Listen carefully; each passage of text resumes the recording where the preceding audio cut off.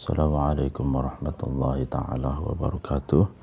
Bismillahirrahmanirrahim. Alhamdulillahi rabbil alamin.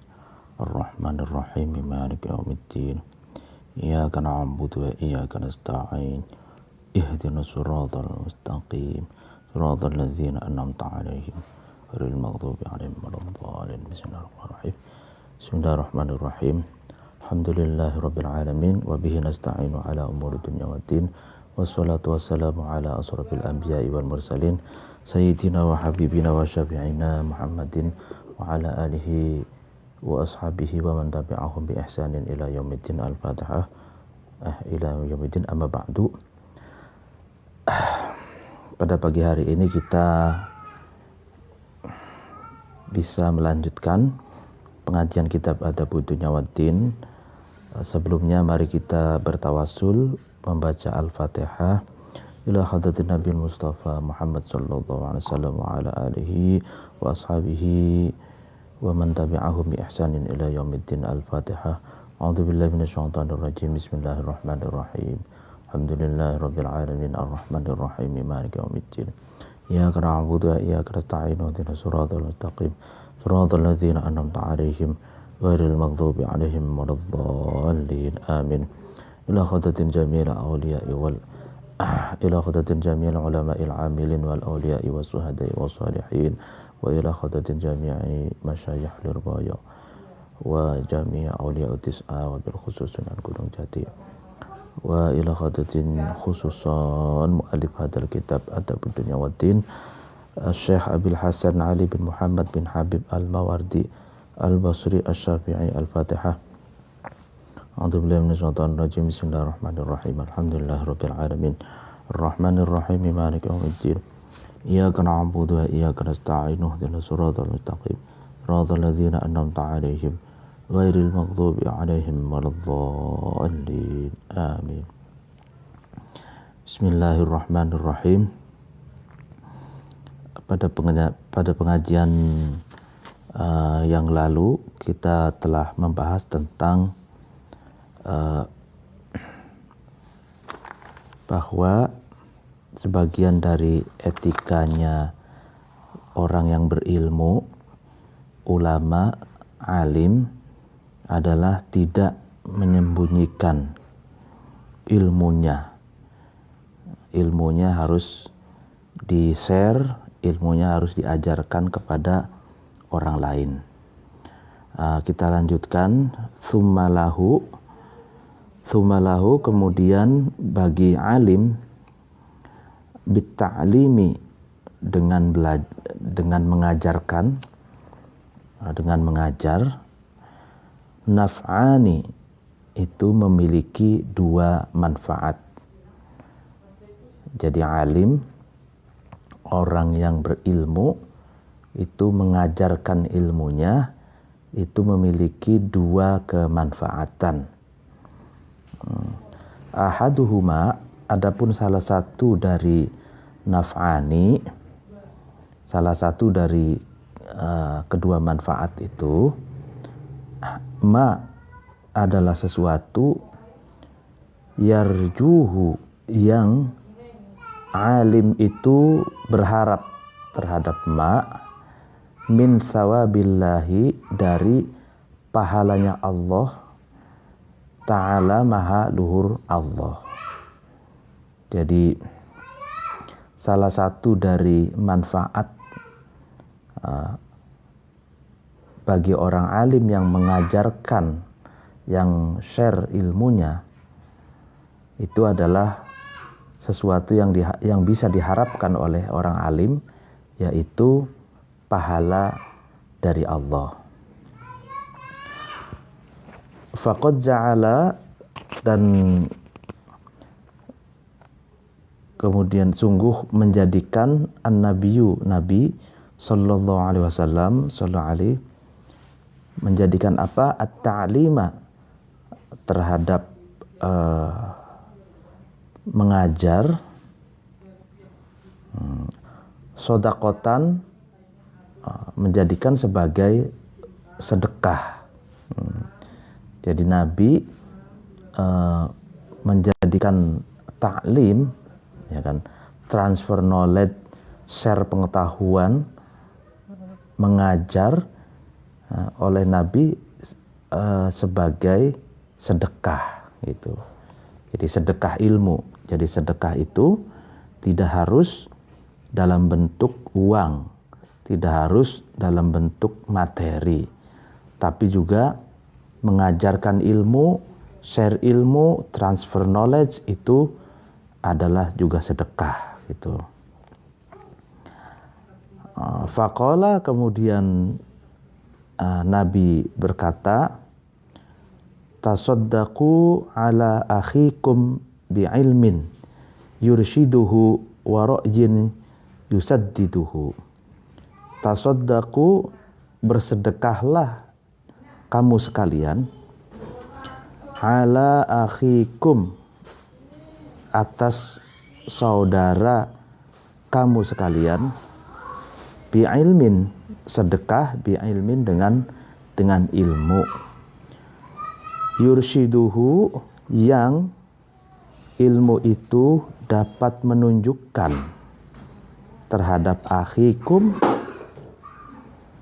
waro'yin, dan sedekah yang kedua yaitu sedekah pendapat, pendapat atau masukan pemikiran, yusaddiduhu, yang ro'yu itu dapat membenarkan, dapat membenarkan terhadap akhikum. Jadi Nabi berkata, sedekahlah kamu sekalian terhadap saudara kamu dengan ilmu yang dapat menunjukkan terhadap saudaramu ke jalan yang benar, dan sedekahlah kamu sekalian berupa pendapat yang dapat membenarkan langkah dan tindakan serta pandangan-pandangan saudaramu. Nah, ini menarik sekali. Jadi dalam hadis ini sedekah ilmu dan sedekah pemikiran gitu. Sedekah pemikiran, sedekah pendapat, opini gitu. Nah, itu dianjurkan dan diperintahkan oleh Rasulullah gitu. Jadi kalau ilmu itu bisa menunjukkan saudara-saudara kita kepada jalan yang benar, sedangkan pendapat itu bisa memberi masukan agar saudara kita tidak salah langkah itu. Warawa, dan meriwayatkan Ibnu Mas'ud an Nabi, dari Nabi sallallahu alaihi wasallam, annahu, sesungguhnya Nabi, qala, itu Nabi berkata, ta'allamu wa'allimu fa inna ajrul alimi wal muta'allimi sawa'un. Ta'allamu, belajarlah kamu sekalian, wa'allimu, dan mengajarlah kamu sekalian, fa inna ajrul alimi, maka sesungguhnya pahalanya orang alim, pahalanya guru itu, wal muta'allimi, dan pahalanya orang yang belajar atau murid, sawaun, adalah sama. Jadi Rasulullah menganjurkan pada orang yang berilmu untuk mengajarkan ilmunya itu, dan kepada semua manusia untuk belajar itu. Karena sesungguhnya guru dan murid, orang alim dan muta'alim, itu pahalanya sama, katanya gitu.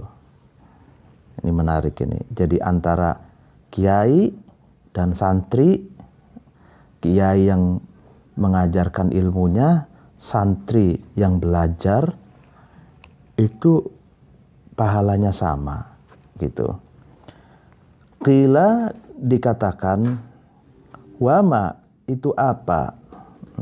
Ajruhuma, adapun pahalanya alim dan muta'alim itu, ya ditanya, apa sih pahalanya,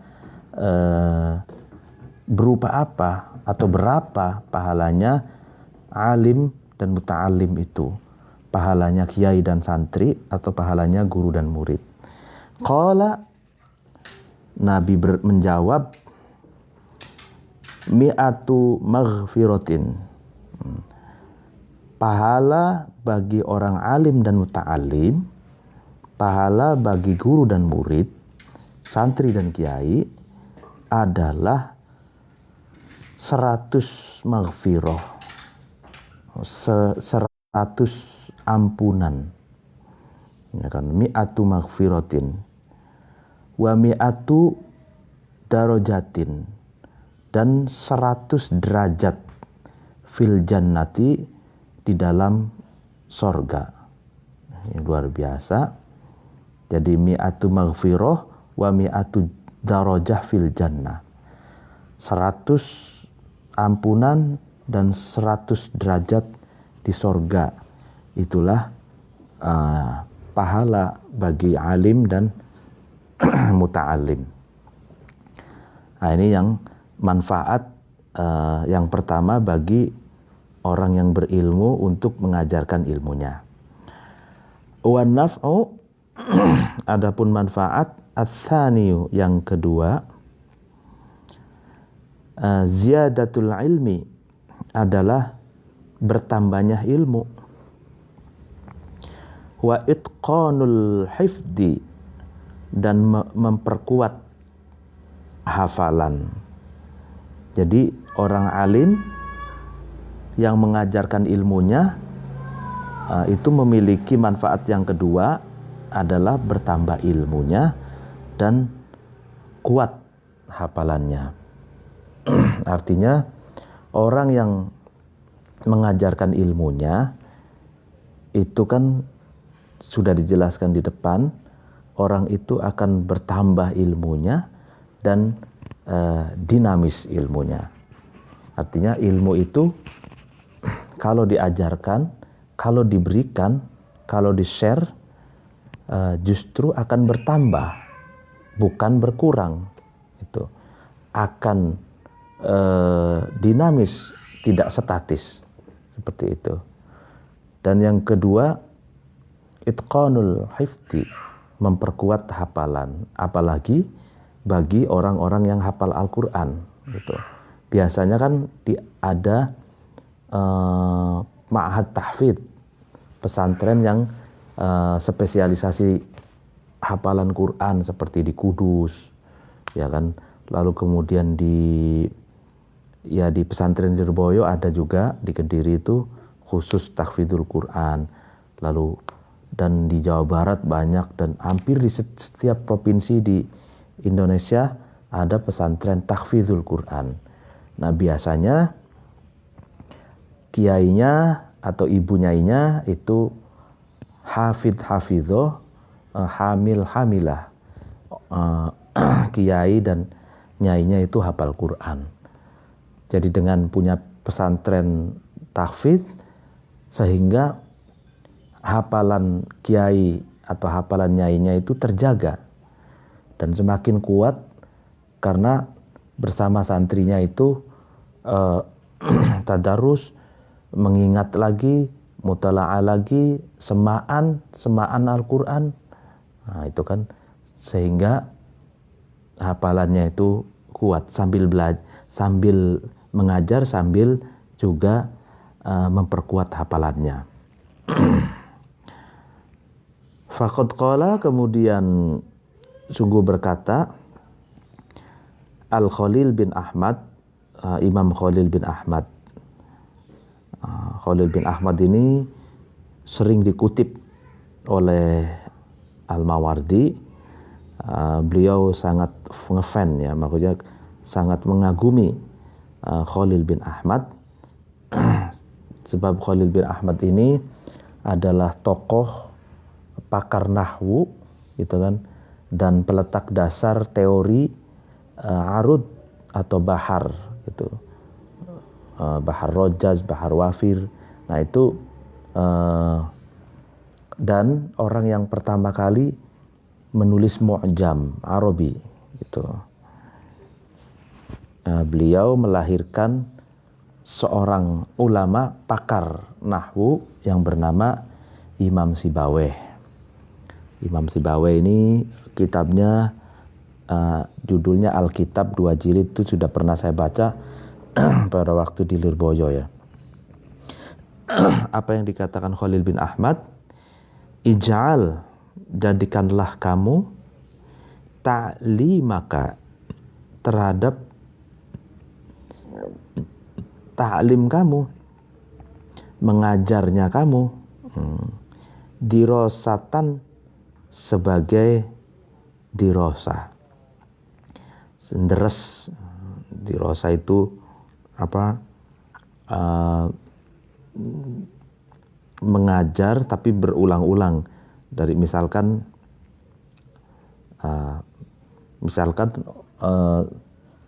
tahun ini khatam Al-Quran, khatam tafsir Jalalain gitu kan, khatam misalkan Alfiyah atau khatam Jurmiyah. Nah tahun berikutnya kan mulai lagi dari awal Jurmiyah lagi gitu. Akhir tahun selesai, tahun berikutnya Jurmiyah lagi kan begitu. Nah itu namanya dirosah. Dirosah itu apa? Mutolaah kitab, mengajar dan mempelajari kitab secara kontinu itu.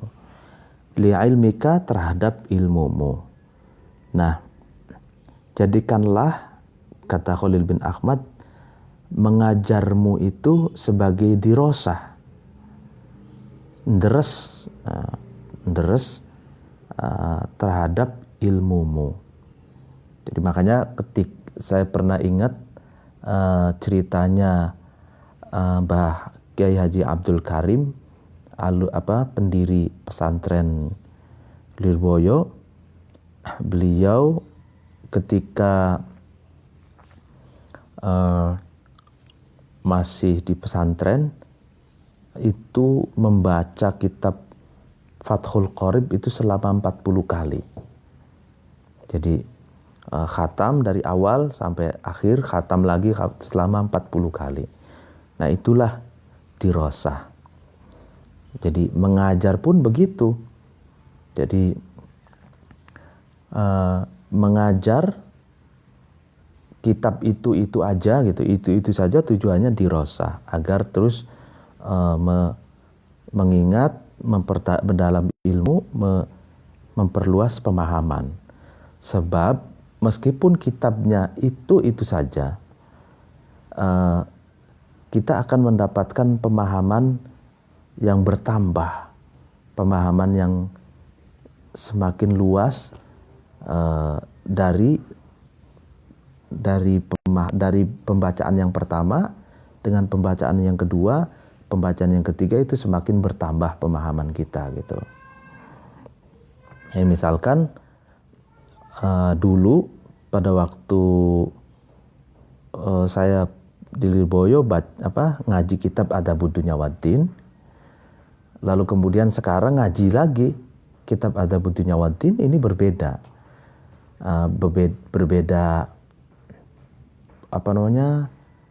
dalam dimensi pemahaman, tasawur, deskripsinya juga berbeda. Semakin kita membaca berkali-kali satu kitab, itu semakin kita mendapatkan pemahaman yang dinamis, pemahaman yang bertambah gitu. Ya misalkan orang membaca hikam, ya hikamnya Athaillah Al-Iskandari, itu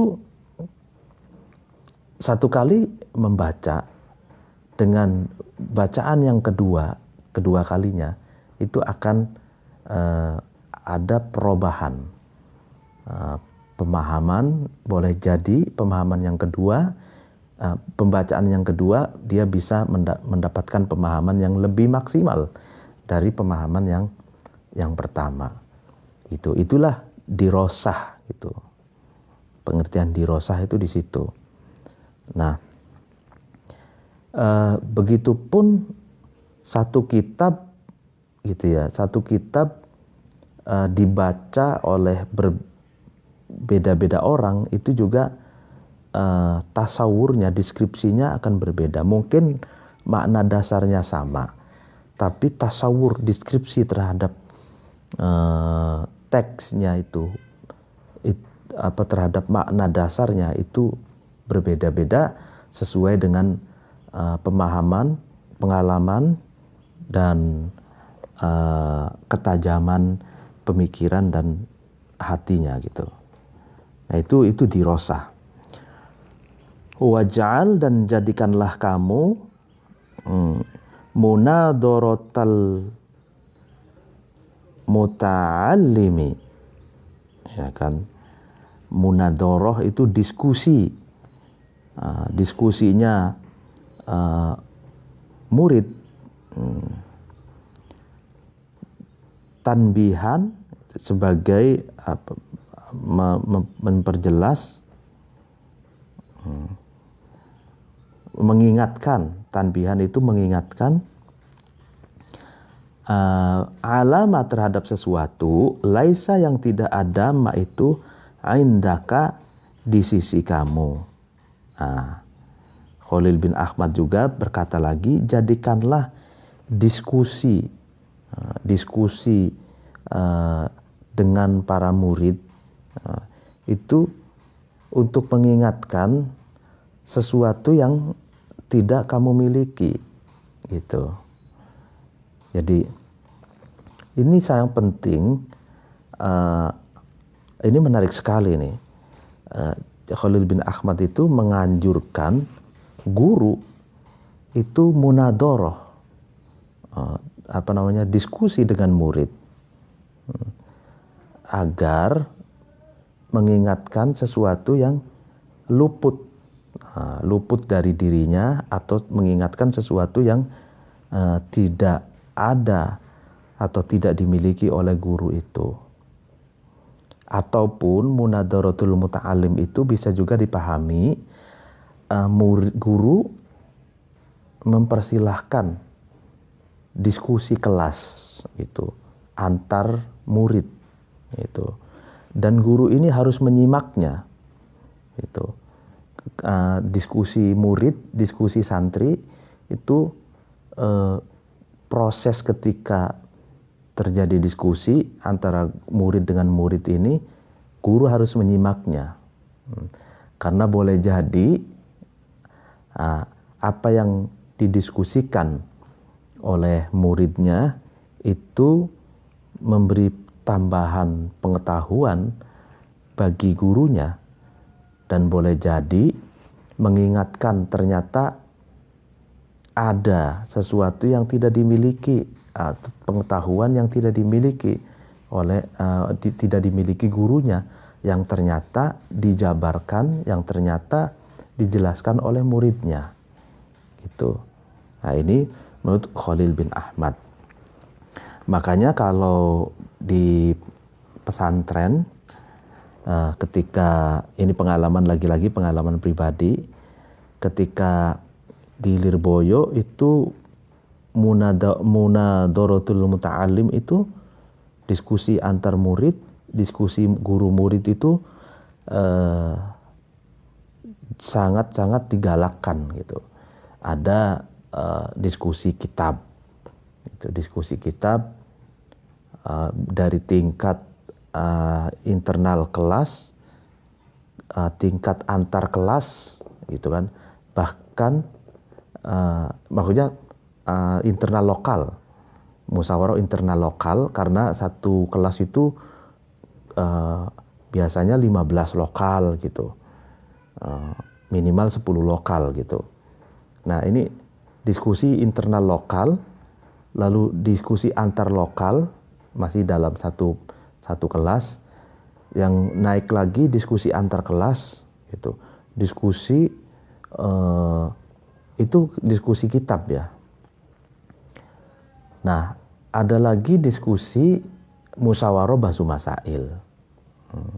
Jadi istilahnya kalau di pesantren itu musyawarah kitab dan musyawarah bahsu masail. Kalau bahsu masail kan merespon persoalan-persoalan yang fenomenal gitu ya, yang terjadi kekinian di tengah-tengah masyarakat gitu. Nah, ini sesuai dengan apa yang dikatakan Khalil bin Ahmad gitu. Munadharatul muta'allim. Ini sudah sangat modern sekali pandangan ulama klasik kita ini. Waqala, dan berkata Ibnul Mu'tazi, Imam Ibnul Mu'taz, fi Manthuril Hikami, di dalam kitab Manthuril Hikam, apa yang dikatakan an-naru, adapun api, la yankusuha, itu tidak mengurangi terhadap nar, ma, sesuatu, ukhida, yang diambil, ma itu minha, dari an-nar. Walakin yukhmiduha, akan tapi bisa menyurutkan terhadap an-nar itu, alla tajidu, ketika nar itu tidak menemukan hatoban, terhadap kayu bakar. Nah, ini menarik. Jadi api itu, ya kan, itu tidak berkurang, tidak akan padam ketika diambil bagian dari api itu. Artinya misalkan api, ya kan, lalu kemudian kita bawa korek api dinyalakan di api itu, kita ambil berarti kan bagian dari api itu. Nah, itu api itu tidak akan berkurang. Gitu. Api itu tidak akan berkurang. Ini satu perumpamaan ya. Akan tetapi api itu bisa surut, ya. Api itu bisa redup ketika api itu tidak menemukan kayu bakar, gitu kan. Jadi kayu bakar misalkan semakin sudah menjadi abu, ya kan, itu semakin susut api itu semakin redup, semakin habis, itu padam. Jadi padamnya api itu karena tidak adanya kayu bakar, itu. Tapi api itu tidak akan berkurang hanya karena Waalaikumsalam, diambil bagian dari api itu. Nah, ini apa maksudnya? Coba kita lanjutkan. Kadzalika, demikian juga seperti halnya api, al-ilmu, adalah ilmu. Nah, la yafnihi, itu tidak menghabiskan terhadap ilmu, al-iqtibasu, mengambilnya atau menularkannya. Walakin faktul hamilina, akan tapi tidak adanya orang-orang yang membawa lahu, kepada ilmu, sababu adamihi, adalah sebab tidak adanya ilmu.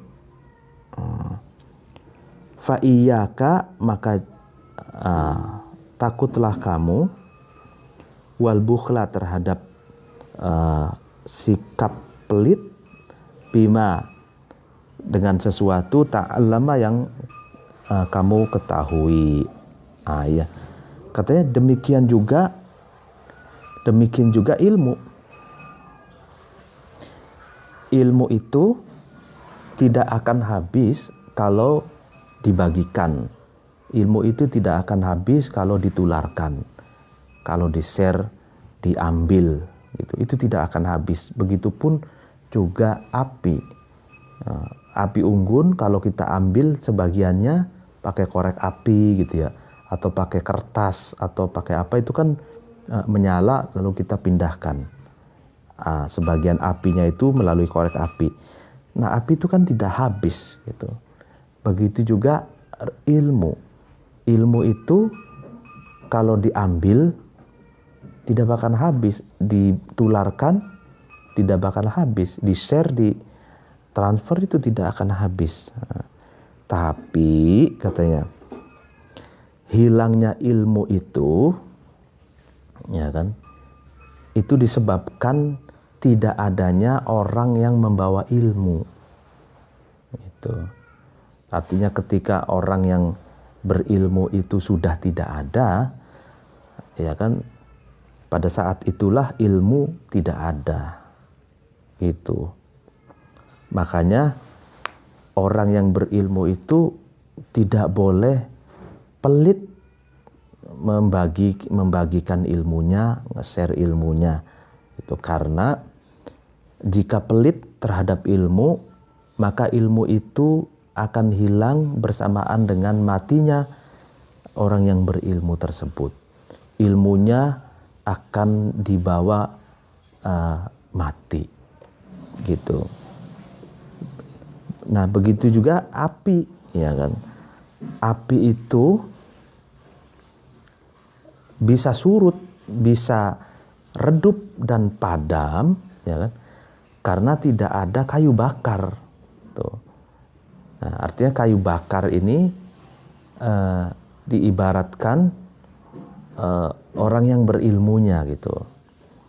Nah, dengan adanya kayu bakar, api unggun, api itu akan terus menyala, gitu kan. Nah, api itu ketika menyala, api itu bisa diambil, dibagikan, gitu kan, dan tidak habis api itu. Nah, selagi ada kayu bakarnya. Begitupun ilmu. Ilmu tidak bakalan habis diambil ketika orang yang berilmu itu ada. Ulama itu masih ada. Gitu. Nah, ini apa namanya, kiasan ya. Perumpamaan, keren banget ini perumpamaannya. Waqala, dan berkata ba'dul ulama'i, sebagian ulama, apa yang dikatakan alim,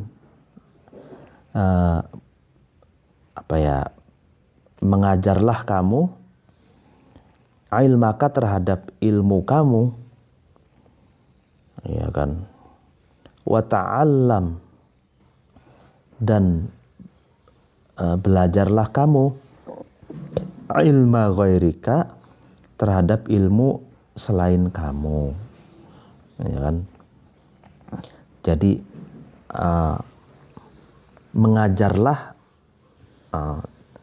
terhadap ilmumu, ya kan, untuk orang lain, berarti kan mengajar ilmu untuk orang lain, dan kamu juga harus belajar ilmunya orang lain.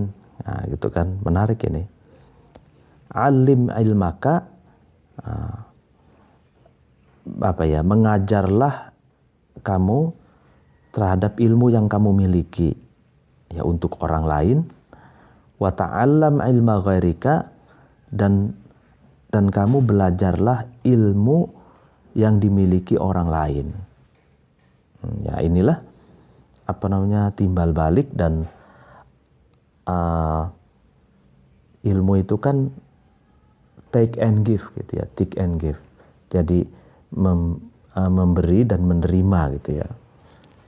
Kita memberi kepada orang lain ilmu yang kita miliki, kita juga menerima ilmu yang orang lain miliki gitu. Ya, jadi boleh jadi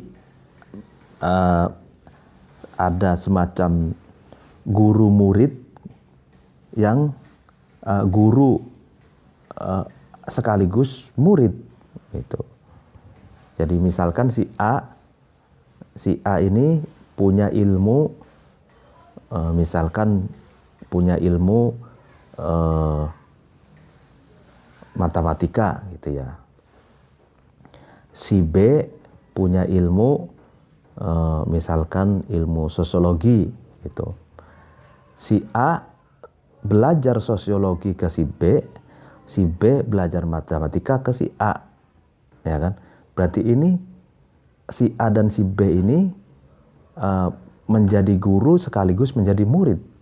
Begitupun misalkan si A pakar fikih gitu ya, sedangkan si B pakar mantek gitu misalkan.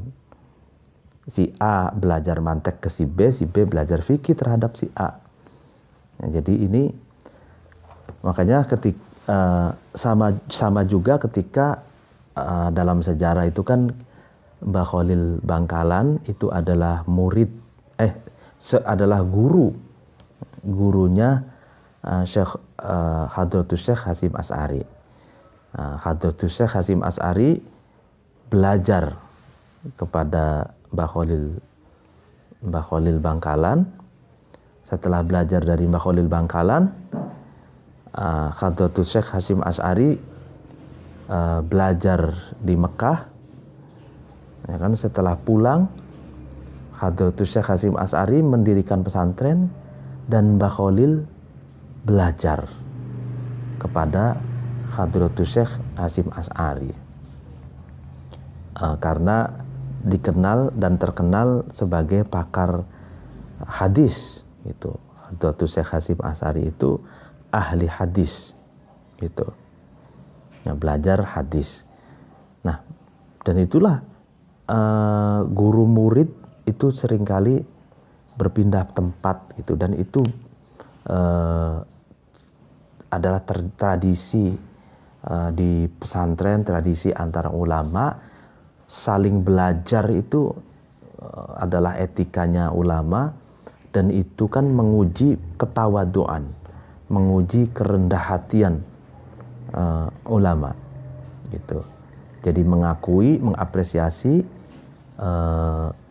saling mengapresiasi satu ulama dengan ulama yang lain, sehingga di situ ada proses belajar dan mengajar secara timbal balik.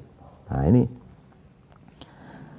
fa'idzan, maka karena itu alim ilmaka wa ta'allam ilma ghairika qad alimta anta adapun kamu qad alimta itu sungguh kamu tahu ma terhadap sesuatu alimta belajar.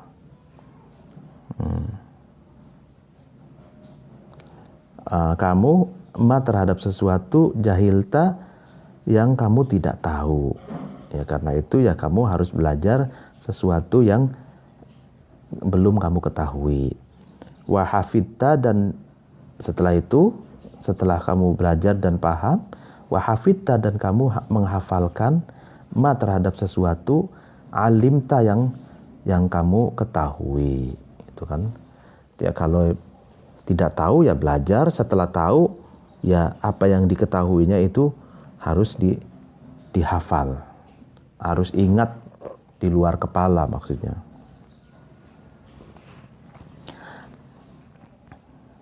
Al-muta'allimuna, adapun orang-orang yang belajar, dorbani itu ada dua tipologi, ada dua macam. Wa'lam, ketahuilah kamu, annal muta'allimina, sesungguhnya para pelajar. Dorbani itu ada dua tipologi atau ada dua macam.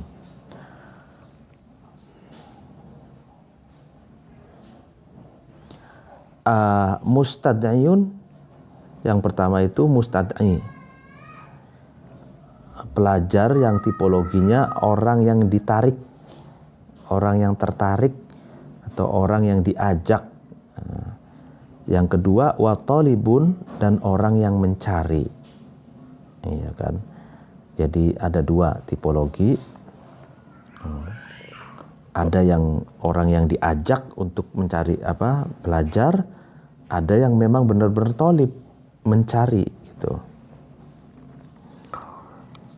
Fa ammal mustad'i, adapun orang yang tertarik, ya kan, ya ditarik atau diajak ilal ilmi, terhadap belajar ilmu, bahwa maka adapun mustad'i, man adalah seseorang, istada'ahu, yang mengajak atau menarik terhadap man, al-alimu, orang alim, orang yang berilmu, ilat ta'limi, kepada belajar. Jadi mustad'i ilal ilmi itu adalah orang yang diajak gitu oleh alim untuk belajar gitu. 5, karena sesuatu doharo, yang tampak, yang jelas, lahu, kepada alim, min jaudati zakaihi, dari bagusnya kecerdasannya man, ya kan. Wabana, dan tampak atau jelas, ma itu lahu, bagi alim, min quwwati khotirihi, dari tajamnya atau dari kuatnya akal pikirannya man gitu. Jadi kenapa orang alim itu, orang yang berilmu itu mengajak, menarik seseorang untuk belajar? Karena orang alim atau orang yang berilmu itu melihat itu ada potensi kecerdasan yang baik dari seseorang itu, dan orang yang berilmu itu, orang alim itu juga melihat jelas bahwa orang itu memiliki daya pemikiran yang baik gitu. Jadi punya kecerdasan gitu. Jadi ada orang yang berilmu melihat ada seseorang yang memiliki potensi, itu kan, memiliki potensi kecerdasan dan kemauan tinggi mungkin, tapi tidak punya kesempatan, mungkin karena biaya dan lain sebagainya, lalu diajak oleh orang yang berilmu itu untuk belajar, diberi fasilitas, lalu kemudian diajak untuk belajar. Fa idza wafaqo, maka ketika selaras, sesuai, istida'aul alimi, ya kan, mengajaknya orang yang berilmu, sesuai dengan apa? Syahwatal muta'allimi, terhadap sukacitanya, kesenangannya murid, orang yang belajar, kanat, maka ada natijatuha, konklusi atau natijahnya, kesimpulannya, istita alim syahwat itu, ya kan, darkul najibai, bertemunya orang-orang yang cerdas. wadofrus su'adai, dan memperoleh atau meraih atau mewujudkan orang-orang yang bahagia. Li'annal alima, karena sesungguhnya orang yang berilmu, bi istid'aihi, dengan mengajaknya alim, mutawaffirun, itu adalah sempurna. Wal muta'allimu, adapun murid atau orang yang belajar, bisyahwatihi, dengan sukacitanya atau dengan semangatnya muta'allim, wa dzakaihi, dan kecerdasannya muta'allim, mustakthirun, itu berpotensi untuk memperbanyak ilmu yang didapatkan. Nah, ini menarik sekali. Jadi ada chemistry. Idza wafaqa istid'aul alim syahwatal muta'allim, itu chemistry.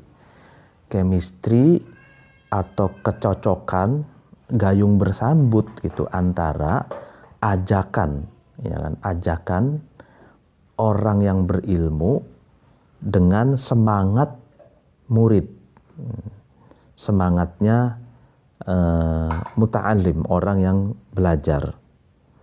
Nah, kalau keduanya ini memiliki chemistry, ya kan,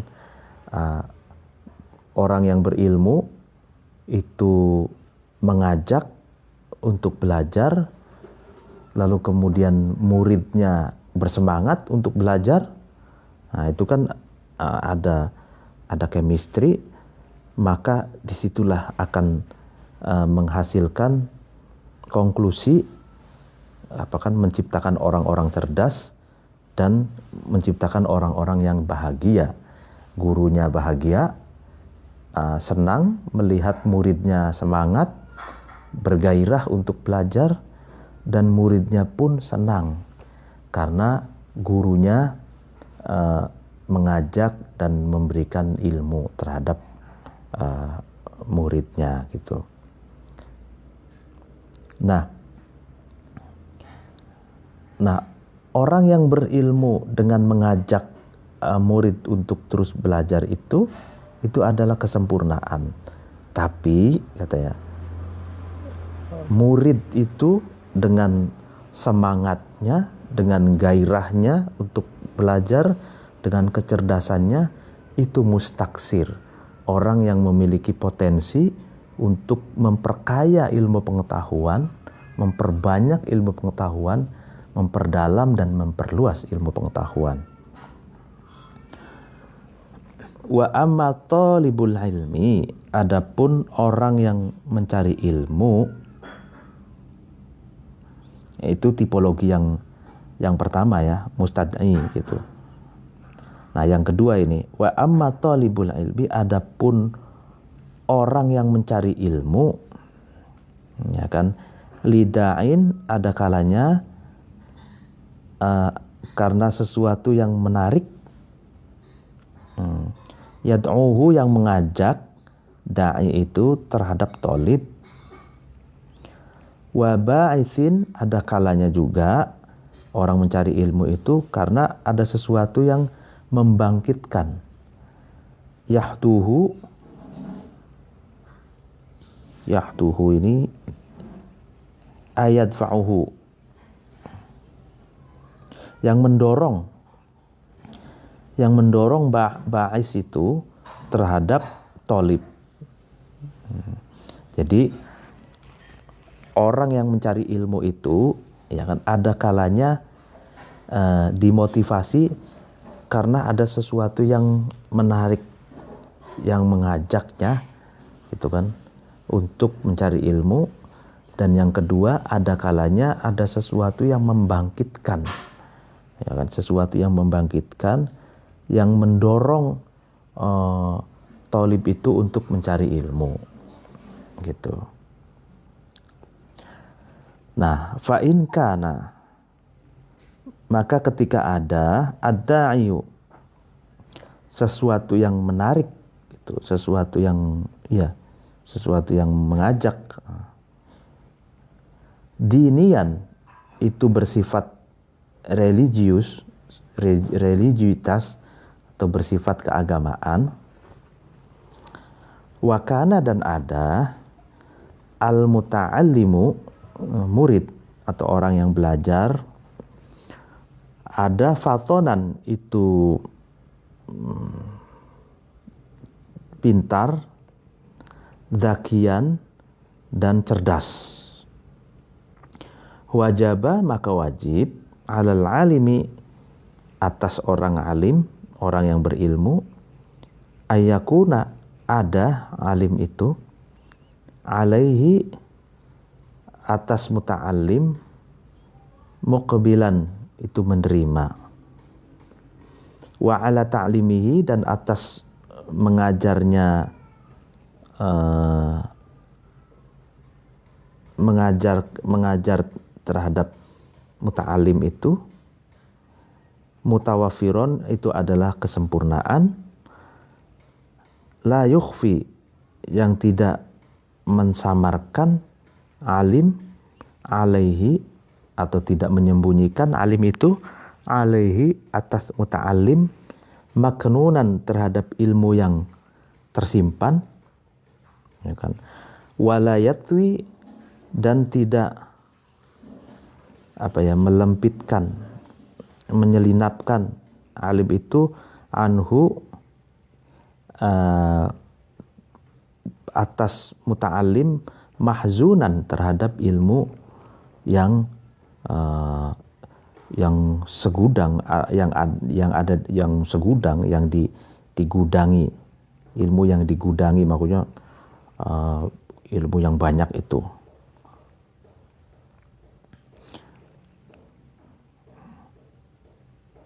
Jadi ketika seorang muta'alim, ketika murid itu pandai dan cerdas katanya, maka alim, gurunya, orang yang punya ilmu itu wajib untuk all out, untuk totalitas, memajukan muridnya itu, mengajarkannya, tidak menyimpan, tidak tidak menutup-nutupi ilmu yang disimpannya. Jadi harus semua ilmu yang tersimpan di dalam dirinya itu tidak boleh ditutup-tutupi, tidak boleh disimpan, harus diberikannya kepada muridnya itu. Gitu ya, karena tahu muridnya itu pintar dan pandai gitu. Jadi harus tidak boleh menyimpannya, harus semuanya dikasihkan ilmunya itu. Wa in kana, nah, dan ketika muta'allim, ketika murid itu ada balidan bebal, ba'idal fatonati yang jauh dari kepintaran, maksudnya enggak pintar.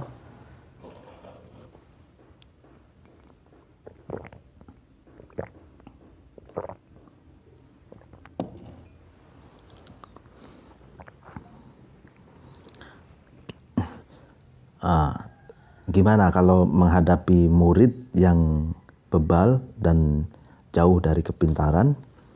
Fayambagi, maka sebaiknya alla yumna'u, tidak dicegah muta'alim itu, minal yasiri, dari ilmu yang sedikit, fayuhramu, dan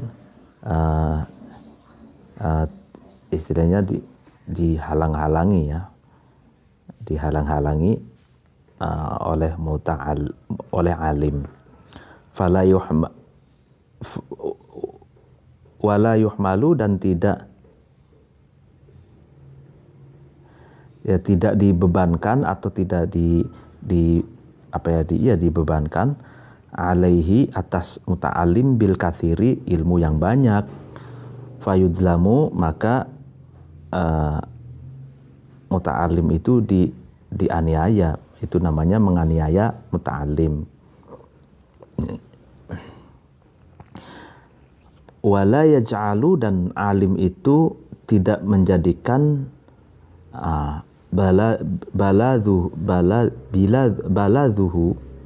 baladahu terhadap bebalnya muta'alim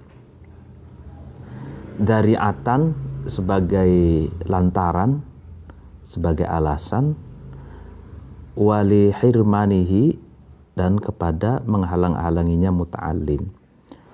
Fa inna syahwata, maka sesungguhnya kecintaan, syahwat ini cinta, semangat, ba'itsatun, itu sesuatu yang dapat membangkitkan. Wasobru, adapun kesabaran, mu'athirun, itu adalah sesuatu yang memiliki efek.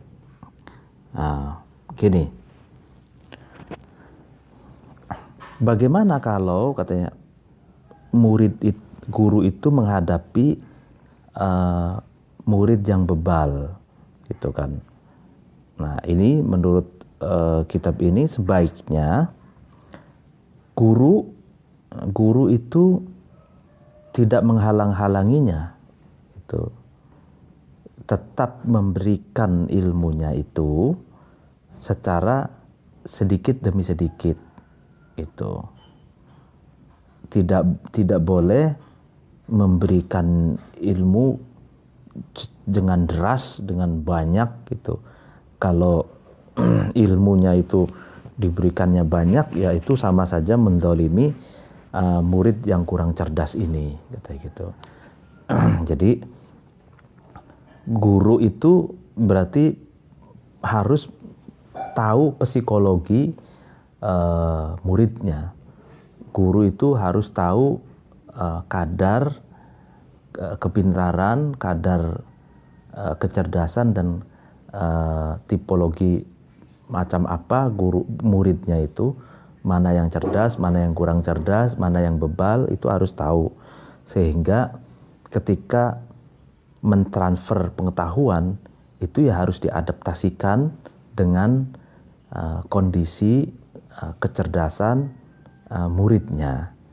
Nah, kalau ada murid yang tadi dijelaskan yang pinter, cerdas, ya maka guru harus secara maksimal mengajarkan ilmunya, tidak boleh ada ilmu yang ditutup-tutupi, gitu.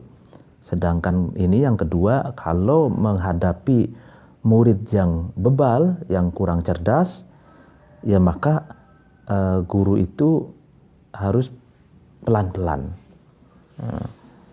Tidak boleh juga melarang murid itu untuk belajar, nggak boleh.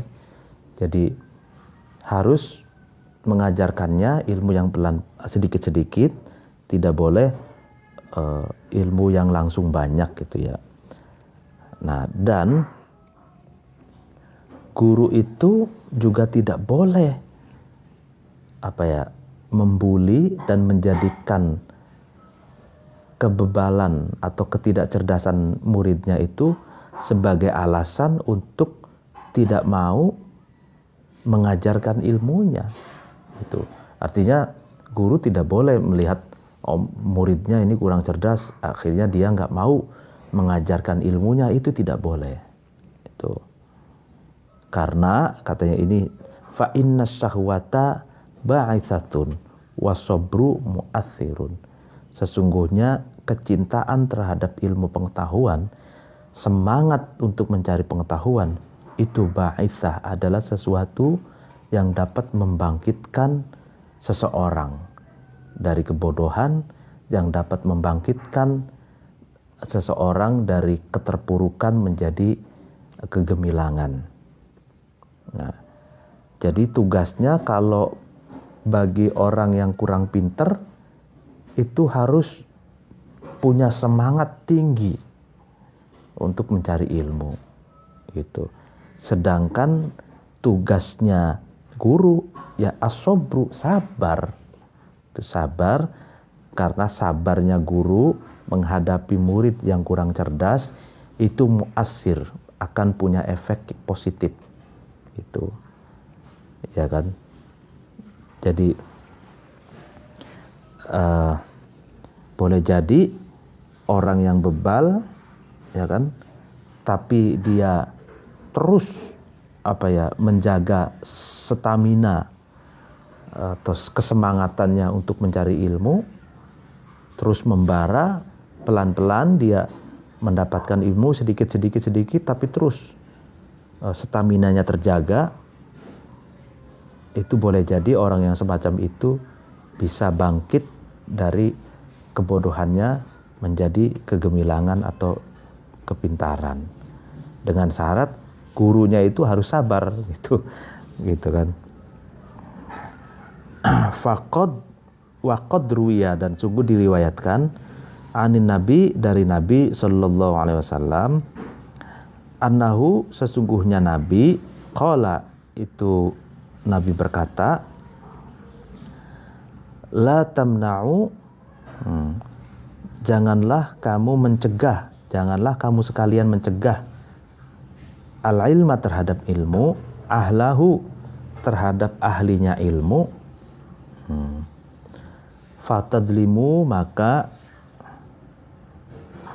sebab itu kamu menganiaya, menzalimi, wala tadu'uhu, dan janganlah kamu sekalian meletakkan ilmu fi ghairi ahlihi, di dalam selain ahlinya ilmu.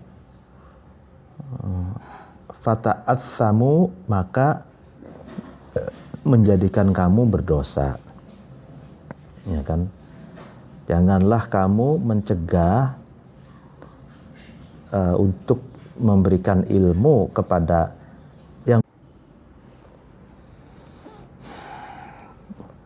ya kan, janganlah kamu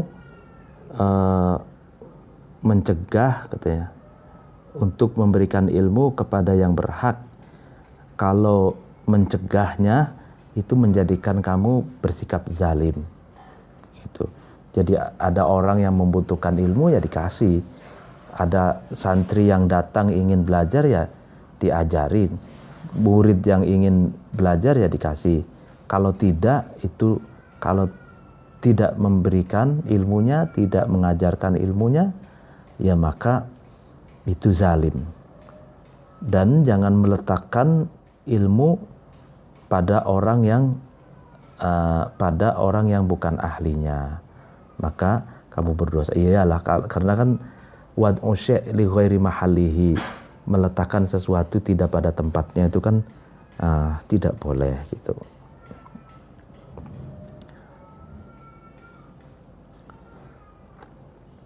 Wa qala, dan berkata ba'dul hukama'i, sebagian hukama, bijak bestari atau para filosof, apa yang dikatakan, la tamna'u, dan janganlah kamu sekalian mencegah al-ilma, terhadap ilmu, ahadan, terhadap seseorang. Fa innal ilma, maka sesungguhnya ilmu, amna'u, itu lebih mencegah li janibihi, terhadap berbagai arahnya ahad. Jadi janganlah kamu mencegah ilmu terhadap siapapun. Sesungguhnya ilmu itu jauh bisa lebih mencegah.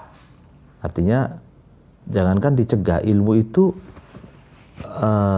tidak dicegah pun sulit loh untuk didapatkan, sulit untuk dipahami, gitu loh maksudnya. Fa amma illam yakun, dan ada kalanya ketika tidak ada adai, sesuatu yang menarik, dinian, sesuatu yang bersifat agama, yang duru, maka oyung doru, maka dilihat, fihi adai. Jadi kalau sesuatu yang menarik orang untuk belajar itu bukan sesuatu yang bersifat religius, bukan sesuatu yang bersifat keagamaan, maka harus dilihat dulu. ilmu itu seperti apa. Fa in kana, nah maka ketika ada da'i itu, sesuatu yang menarik itu, mubahan adalah sesuatu yang mubah, yang diperbolehkan, karojulin seperti seorang laki-laki, da'ahu yang menarik terhadap rojul ila talabil ilmi, kepada mencari ilmu. Apa yang menarik? Hubbun nabahati. Hubbun nabahati, cinta keluhuran, cinta keagungan, cinta kemuliaan gitu.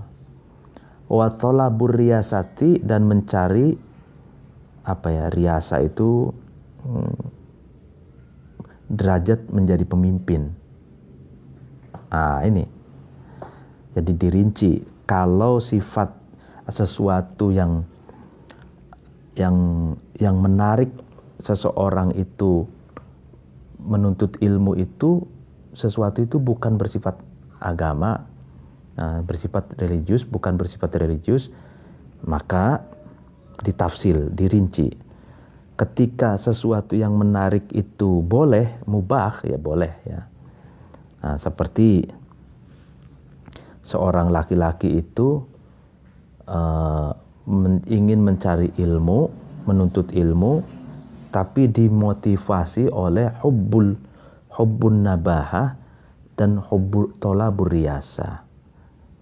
Dia mau mencari ilmu itu karena dia cinta dengan kemuliaan. Artinya kalau orang yang berilmu itu kan dia akan mulia, dia akan diagungkan oleh orang lain.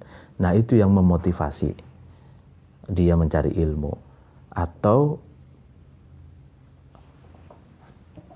yang memotivasi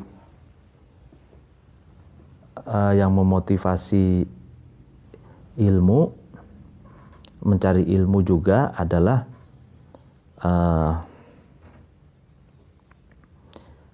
tolabur riyasa, mencari agar dia menjadi pemimpin gitu ya. Wah, saya kalau punya ilmu berarti saya akan bisa menjadi pemimpin. Iya kan? Akhirnya dia mencari ilmu. Gitu.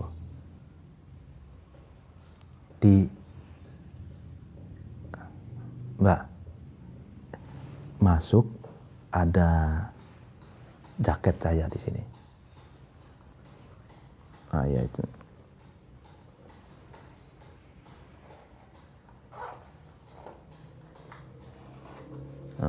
Ya.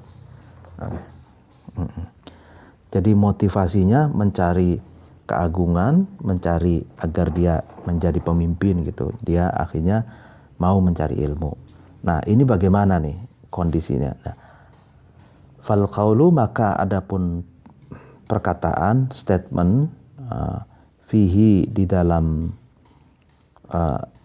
dalam rojul ini, yuqaribu, mendekatkan al-qaula terhadap perkataan al-awwala yang pertama, fi ta'limi man, dalam mengajarkan seseorang qablahu yang sebelumnya rojul. Nah, ini. Li annal ilma, karena sesungguhnya ilmu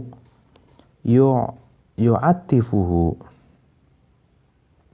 yang melembutkan atau yang mengajak, atau yang ilmu itu terhadap rojul ilad dini, kepada agama, fi thanil hali, di dalam keadaan yang kedua. Wa in lam yakun, meskipun rojul itu tidak ada mubtadi'an pada mulanya, orang yang pemula tadi, bihi dengan ilmu, fi awwali halin, dalam keadaan yang pertama. Nah, ini Maksudnya gini, meskipun awal mulanya katanya dia belajar ilmu itu dimotivasi oleh ambisinya ingin menjadi pemimpin, oleh ambisinya menjadi orang yang diagungkan dan dimuliakan orang. Meskipun motivasi awalnya seperti itu, katanya ya. Nah ini, maka biarkan saja dia terus untuk mencari ilmu, karena ilmunya lah yang akan menuntunnya gitu ke jalan yang benar, ke jalan yang sesuai dengan agama gitu, pada keadaan kedua atau pada keadaan yang berikutnya. Meskipun keadaan yang pertama ya kan, dia ya tidak bertujuan untuk mencari keagamaan, untuk mencari kebenaran. Nah, awalnya ya itu. Jadi biarkan saja. Jadi misalkan cita-cita, kamu mau jadi apa? Saya mau jadi dokter, saya mau jadi pilot, saya mau jadi pemimpin. Saya ingin menjadi orang yang dimuliakan. Nah, untuk keadaan yang pertama itu biarkan. Itu. Biarkan tetap dia belajar, karena kalau setelah dia belajar lalu kemudian mendapatkan ilmu, memiliki wawasan yang luas, maka ilmunya itulah yang akan menuntunnya ke jalan yang benar, dan dia akan berbeda ya dengan dia yang pertama gitu loh.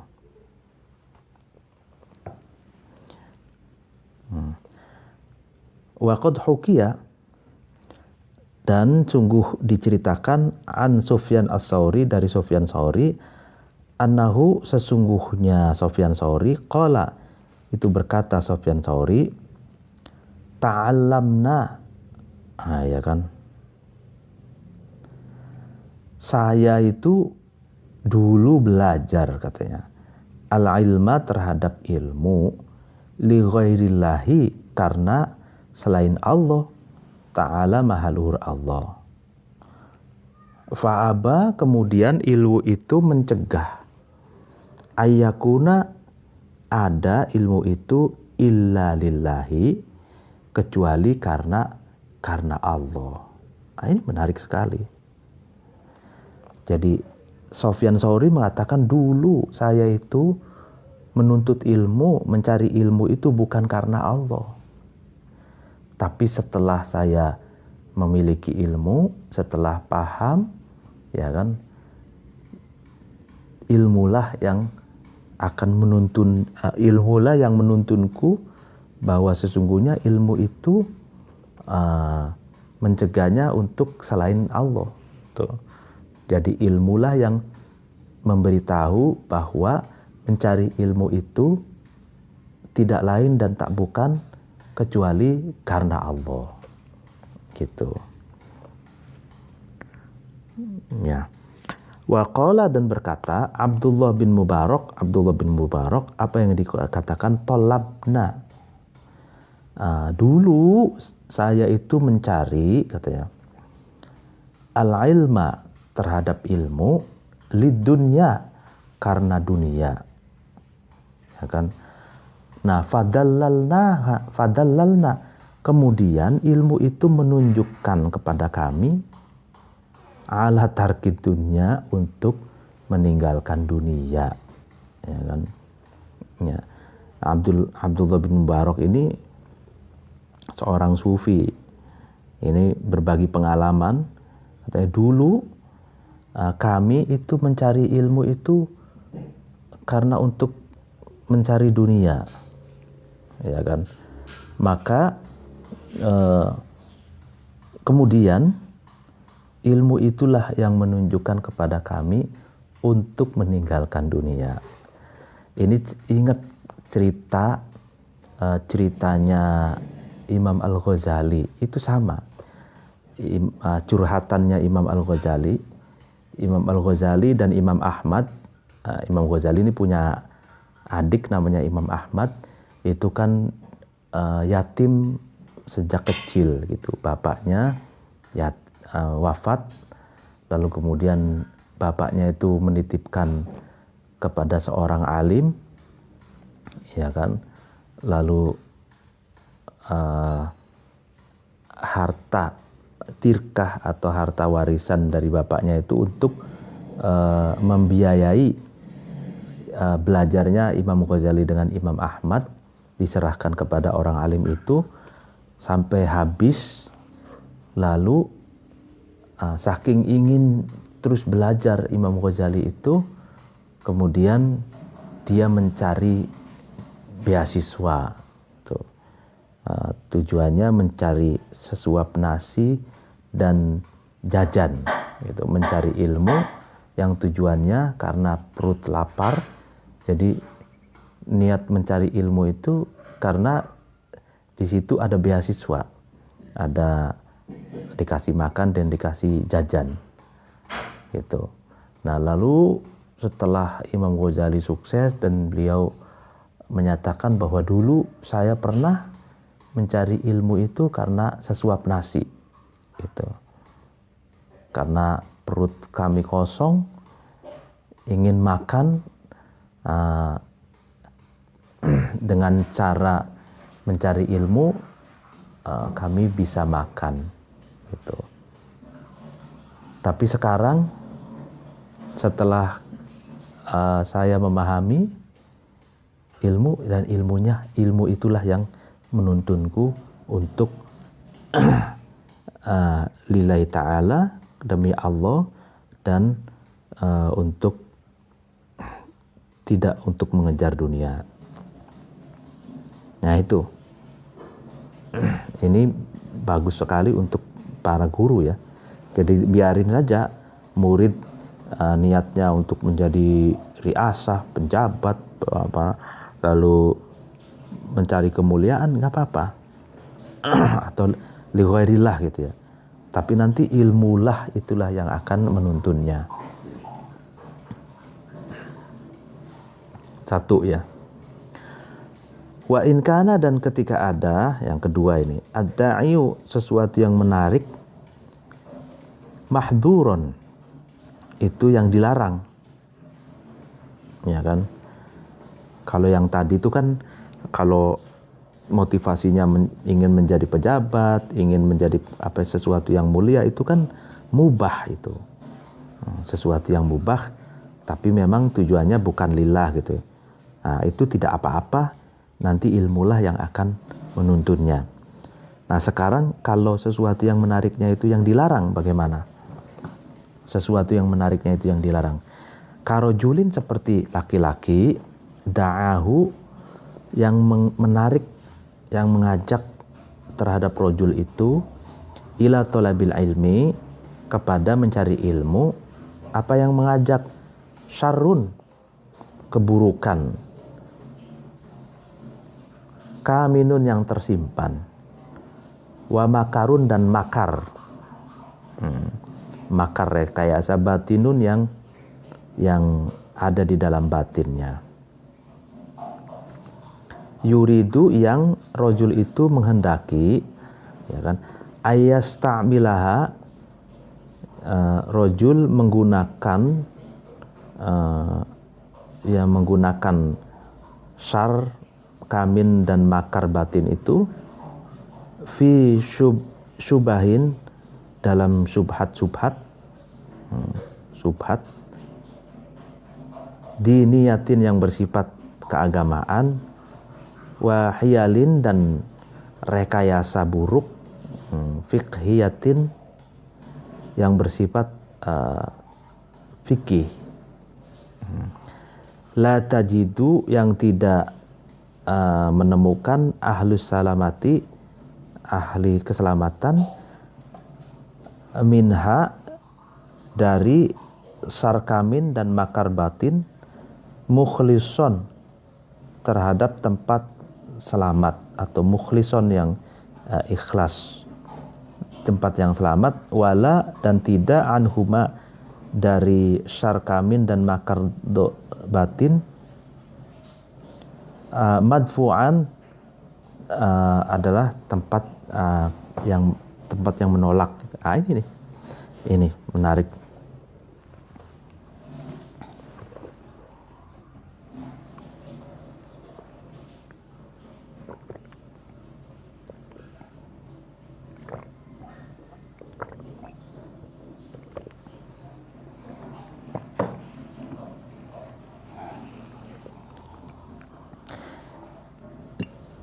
Jadi seperti laki-laki ya kan, yang mencari ilmu itu motivasinya buruk ya kan, modus keburukan yang tersimpan dan makar gitu. Jadi dengan gambaran laki-laki itu ingin ya kan, kalau sudah menguasai ilmu ya kan, maka dia bisa menciptakan syubhat diniyah ya kan, syubhat yang bersifat keagamaan, dan dengan ilmu dia bisa merekayasa secara buruk terhadap ilmu fikih. Nah, ya kalau demikian, maka katanya ya orang yang semacam ini ya tidak ditemukan, sulit untuk menjadikan orang itu ikhlas, dan sulit juga ya agak sulit untuk menjadikan dia berubah gitu. Jadi ini kan contoh, kalau contoh khelah itu kan orang yang merubah-rubah hukum semaunya sendiri gitu kan. Jadi hela itu seakan-akan hukum itu boleh gitu kan. Tapi sebenarnya itu menghindari dari kewajiban, misalkan itu khela. Misalkan contohnya orang menghindari agar tidak wajib zakat gitu, dengan dikhela sedemikian rupa sehingga dia tidak mengeluarkan zakat misalkan. Nah itu khela, merekayasa gitu. Jadi merekayasa seakan-akan itu sah, tapi dengan modus untuk menghindari perintah kewajiban zakat itu misalkan. Itu banyak kejadiannya kan di daerah-daerah itu. Itu khela. Nah orang yang khela ini dalam satu keterangan dalam kitab yang lain itu biasanya nanti kelak di akhirat ya kan, itu dimasukkan ke tong gitu kan. Lalu tong yang ada dia itu dimasukkan ke neraka gitu kan. Dia protes, ya Allah, salah saya apa? Kok saya dimasukkan ke neraka? Gitu. Ya kata Allah, saya tidak memasukkan kamu ke neraka. Saya memasukkan tong yang saya masukkan itu tong. Gitu. Ya maksudnya berarti tong yang ada dia itu. Jadi dia di dunia itu biasa mengkhelah, merekayasa, gitu kan. Akhirnya di akhirat direkayasa lagi sama Allah gitu. Itu tidak ada kisah di penjelasan kitab yang lain. Nah itu orang yang tujuannya mencari ilmu tapi tujuannya buruk, tidak diperbolehkan, yaitu khelah itu, merekayasa fikih itu. Atau tujuannya adalah menciptakan syubhat-syubhat yang bersifat keagamaan. Ini yang dulu para kolonial itu kan ada sebagian dari mereka misionaris untuk mempelajari ilmu agama, gitu kan. Nah, ini contohnya ini. Untuk mempelajari ilmu agama Islam, tapi tujuannya adalah buruk, gitu. Tujuannya adalah kuasa, gitu. Bagaimana menguasai jajahannya, itu. Kenapa mempelajari Islam? Karena negara yang dijajah itu penduduknya mayoritas Islam. Nah, bagaimana untuk melanggengkan jajahannya dengan cara mempelajari Islam? Itu kan tujuan buruk yang tersimpan, gitu, di dalam batinnya, seperti yang biasa diceritakan oleh banyak orang itu kan senok hurkhonnya itu. Senok hurkhonnya dan banyak sekali sarjana dulu ya pada masa kolonial ya, kalau sekarang sudah berubah ya. Itu tujuannya adalah untuk menjajah, mempelajari Islam, tapi tujuannya untuk menjajah. Jadi bahkan ada orang yang sebenarnya tidak Islam masuk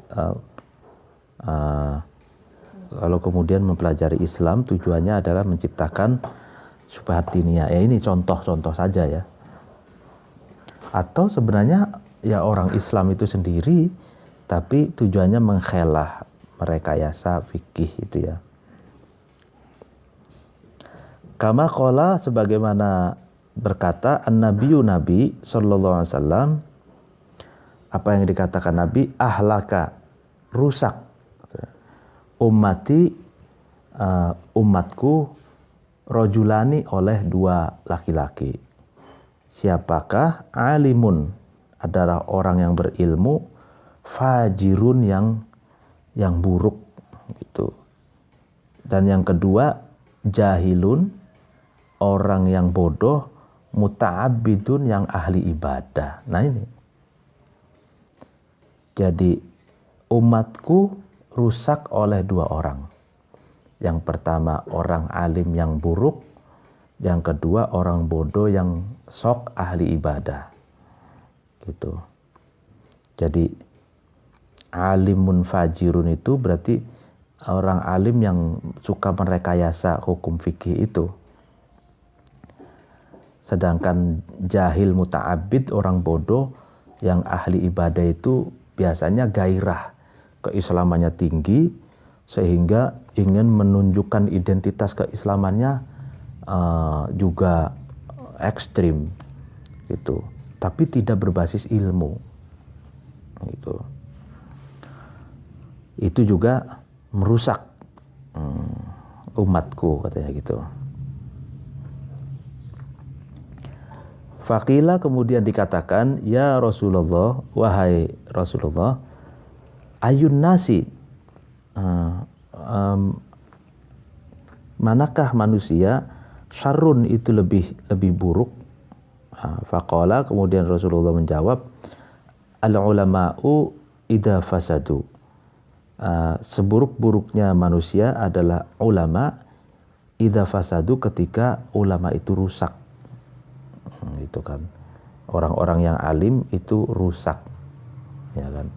Jadi istilah ulama misalkan dibajak, disematkan kepada orang-orang yang secara kualifikasi, secara keilmuan belum layak disebut ulama, itu rusak gitu. Jadi biasanya ulama yang merusak itu karena seseorang yang sebenarnya belum layak sebagai ulama, disematkan keulamaannya kepada dia sehingga rusak, gitu. Ya kan, ulama itu tidak mudah, gitu. Ulama itu harus betul-betul memahami dan menguasai dasar-dasar dan pemahaman-pemahaman wawasan keislaman itu. Fayambaghi, kemudian sebaiknya, lil alimi, bagi orang yang berilmu, idza ra'a, ketika melihat alim itu, man, terhadap seseorang, hadihi, adapun syarrun kamin itu, haluhu, itu keadaannya man, ayam na'uhu, alim itu mencegah man itu min tolabatihi, untuk mencari halim, wa yusarrifuhu, dan memalingkan alim itu terhadap man, an buhyatihi, dari kepentingan atau hajatnya man, wala yu'ayyinuhu, dan alim itu tidak boleh menolong man itu ala imdoi makrihi, atas melestarikan rekayasa buruknya man, wa ikmali syarrihi, dan menyempurnakan keburukannya man. Ini bagaimana orang alim, sikap orang alim ketika melihat ada seorang yang ingin mencari ilmu, misalkan mencari ilmu agama tapi tujuannya buruk gitu. Nah, sikapnya orang alim itu, orang alim harus mencegah, melarangnya orang itu untuk mencari ilmu dengan motivasi buruk itu, dan menggagalkan kepentingannya itu. Dan orang alim itu juga tidak boleh menolong dia untuk merealisasikan rencana-rencana buruknya, yaitu berupa merekayasa agama secara buruk, dan juga tidak boleh menolong orang itu untuk memuluskan rencana buruknya itu. Nah, ini harga mati. Jadi kalau ada orang yang mencari ilmu agama tujuannya buruk, dan itu jelas-jelas buruk gitu, maka ya bagi orang yang punya ilmu, yang melihatnya, ya itu tidak boleh menolongnya, gitu kan, tidak boleh memberikan ilmu, dan sebisa mungkin menggagalkan kepentingannya. Tapi sebelumnya harus dikasih tahu. Tapi kalau memang sudah tahu kepentingan buruknya itu, ya orang alim tidak boleh menolongnya gitu. Faqad rawa, kemudian sungguh meriwayatkan Anas bin Malik anin Nabi, dari Nabi sallallahu alaihi wasallam, annahu, sesungguhnya Nabi, qala, itu Nabi berkata, wadi'ul ilmi, adapun orang yang meletakkan ilmu, fi ghairi ahlihi, di dalam selain ahlinya ilmu, kal muqallidi al hanazir, seperti orang kal muqallidi, seperti orang yang mengalungkan al khanazir, terhadap babi-babi, al-lu'lu'a, terhadap intan yang berwarna hijau, wal jauharo, dan intan, wal zahaba, dan emas. Nah, ini orang yang meletakkan ilmu terhadap orang yang bukan ahlinya ilmu, itu seperti orang yang mengalungkan emas permata, intan mutiara, dan emas dikalungkan di leher babi itu. Jadi ghairi ahli, orang yang bukan ahlinya ilmu itu siapa? Ya tadi itu, orang yang mencari ilmu bertujuan yang sangat buruk, punya kepentingan merusak itu punya modus merekayasa, punya tujuan khelah gitu ya, merekayasa fikih. Nah, orang-orang yang seperti inilah ghairu ahlil ilmi, orang yang tidak berhak ya, mendapatkan ilmu itu. Nah, orang yang memberikan ilmu kepada orang yang tidak berhak mendapatkan ilmu itu, kata Nabi, seperti orang yang memberi kalung emas, berlian gitu kan, intan, permata, mengalungkan ke babi gitu. Itu ya. Gitu. Jadi waqala, dan berkata Isa ibni Maryam ala nabiyina wa alaihi salam, ya kan? Nabi Isa berkata, la tulqu, jangan kamu meletakkan atau memberikan al-jauharo, terhadap intan, lil khinziri, kepada babi. Ya kan? Fal ilmu, maka adapun ilmu, afdolu, itu lebih utama, minal lu'lu'i, daripada intan. Waman, adapun seorang, la yastahiquhu, yang tidak berhak man itu terhadap ilmu, syarrun, itu lebih buruk, minal khinziri, daripada babi. Wah, keras sekali Nabi Isa. Nabi Isa mengatakan, janganlah kamu berikan intan mutiara itu kepada babi. Maka ilmu itu lebih utama dari intan mutiara. Dan orang yang tidak berhak terhadap ilmu itu jauh lebih buruk daripada babi, katanya gitu. Jadi orang yang mempelajari ilmu yang tujuannya merusak, tujuannya buruk, tujuannya merekayasa, mengkhelah, dan lain sebagainya, itu katanya lebih buruk daripada babi. Itu kata Nabi Isa. Wa hukiya, dan diceritakan, anna tilmidan, sesungguhnya murid, sa'ala, itu bertanya, tilmid itu aliman, terhadap orang alim, an ba'dil ulumi, atas sebagian ilmu. Falam yufidhu, maka alim itu tidak memberikan faedah terhadap tilmid. Kemudian tidak memberikan faedah alim itu terhadap tilmid. Faqila, kemudian ditanya lahu, kepada alim, lima, kenapa? Mana tahu kamu mencegah ba'dul ulum itu.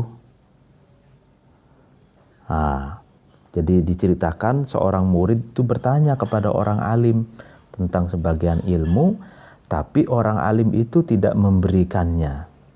Artinya tidak menjawab, tidak menjelaskan ilmu yang dia murid itu tanyakan. Lalu murid itu protes, ya, kenapa wahai guru kamu mencegah, tidak mau memberikan penjelasan? Faqala, kemudian alim itu menjawab, menarik sekali jawabannya, likulli turbatin, maka bagi setiap tanah, ghorsun, ada tanaman.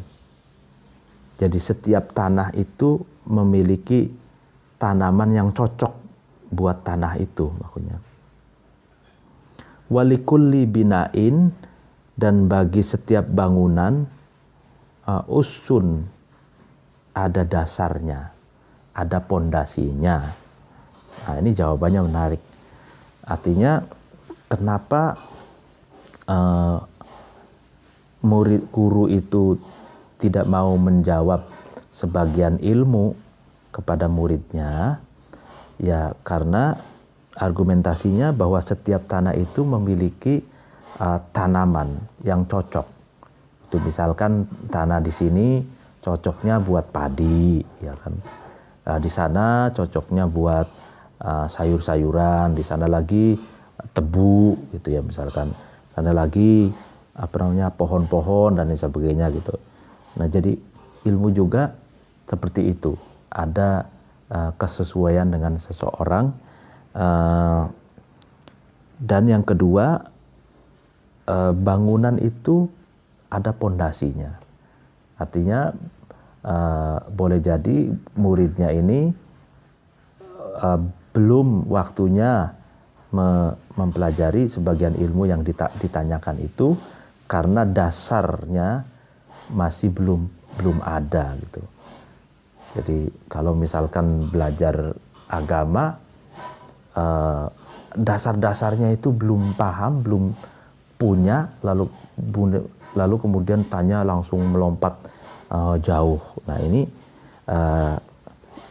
gurunya tidak mau menjawabnya itu karena boleh jadi karena muridnya itu belum memiliki dasar.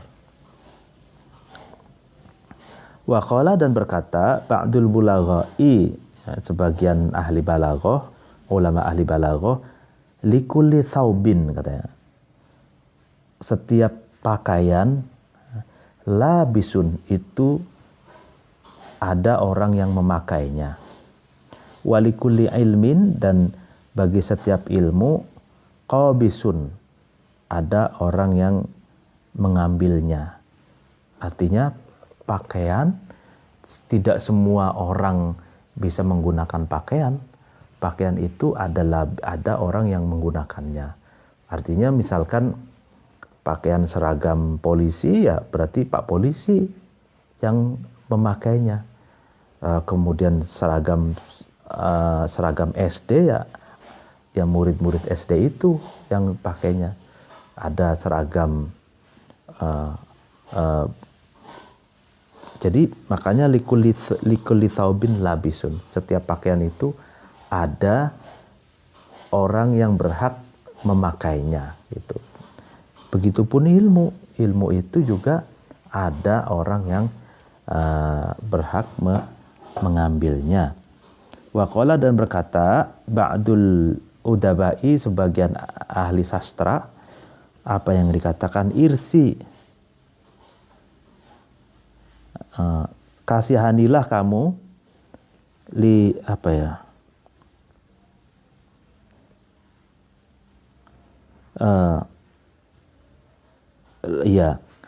raudatin kepada taman, ya kan? Tawassotaha yang berada di tengah-tengah taman itu khinzirun babi. Waika